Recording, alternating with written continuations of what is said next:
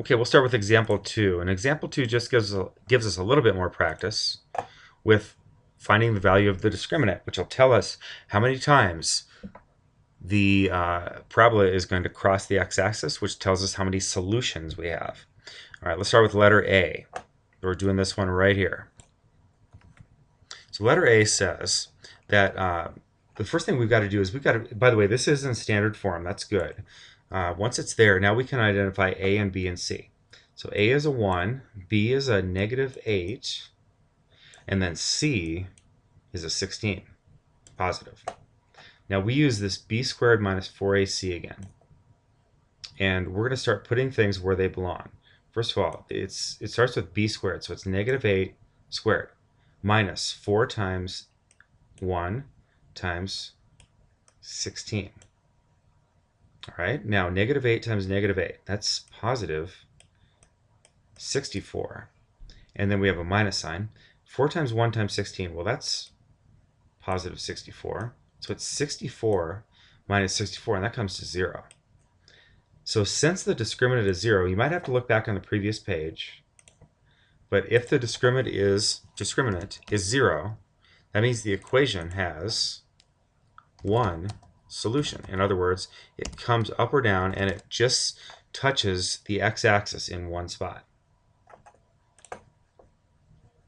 All right, letter B. Now letter B has a -3x squared plus 4x minus 5.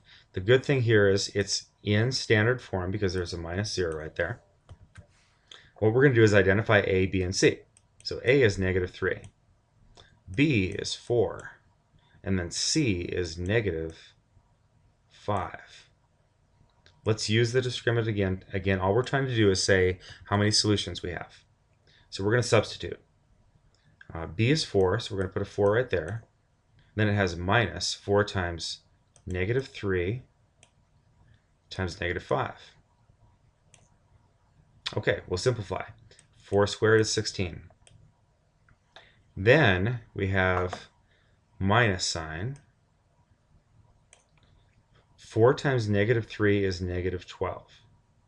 -12 times -5 is positive 60.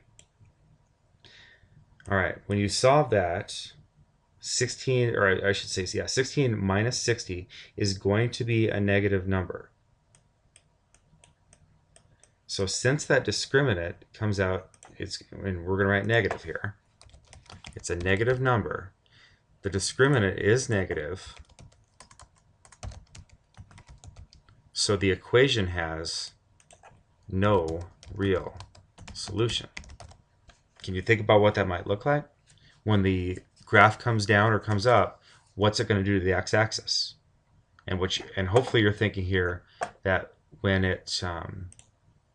when this graph comes up, oops, that's not a very good graph. Let's try that again. When this graph comes up or down, it's not going to touch the x-axis.